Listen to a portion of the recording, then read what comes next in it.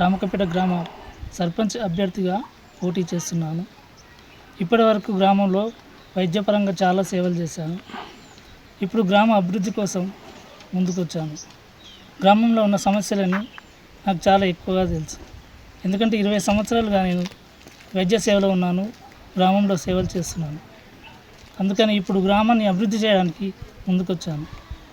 గ్రామ ప్రజలందరూ ప్రతి ఒక్కరూ నాకు ఓటు వేసి భారీ మెజారిటీతో గెలిపించాలని కోరుచున్నాను. నాకు సంపాదన మీద ఎక్కువ ఆశ లేదు. నాది ఇప్పుడు గ్రామ అభివృద్ధి కోసం జయంగా ముందుకొచ్చాను. నా గుర్తు ఉంగరం గుర్తు.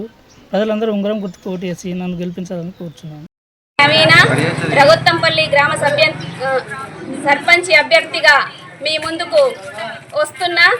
నాకు ఫుట్బాల్ గుర్తు రావడం జరిగింది.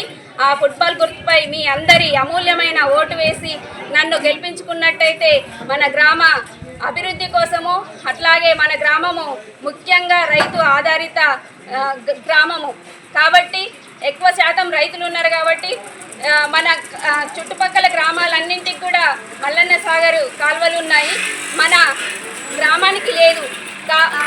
కాబట్టి మన గ్రామంలో చెరువులో ఉన్నటువంటి భూగర్భ జలాలు అంతరించిపోవడం వల్ల మనం పంటలు నష్టపోతున్నాము. కాబట్టి ఈ పంటలు మనము సక్రమంగా పండించుకోవాలంటే నీటి ఆధారం కావాలి. కాబట్టి ఈ కాలువలు తీసుకురావడానికి నేను కృషి చేస్తాను. అట్లాగే గ్రామంలో గ్రామ అభివృద్ధి కోసము గ్రామ అభివృద్ధి కమిటీలు వేసి గ్రామాన్ని అభివృద్ధి చేయడానికి నేను ముందు నిల్చుంటాను.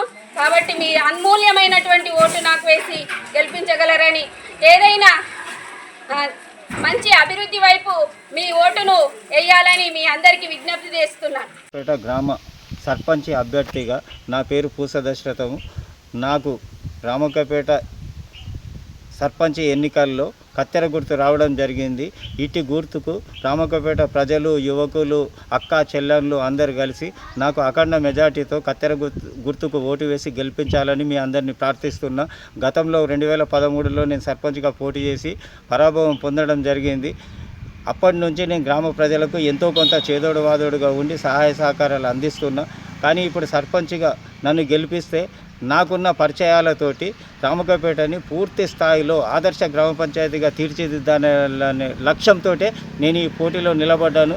మీ అందరి సహాయ సహకారాలు ఉంచి కత్తెర గుర్తుకు ఓటేసి మీ భారీ మెజార్టీతో నన్ను గెలిపించినట్టయితే 1 సంవత్సరం లోపలనే గ్రామ పంచాయతీని ఆదర్శ గ్రామ పంచాయతీగా తీర్చిదిద్దానని ప్రజలందరికీ నేను మనస్ఫూర్తిగా కోరుకుంటున్నాను. చరిత్ర సృష్టించినోడు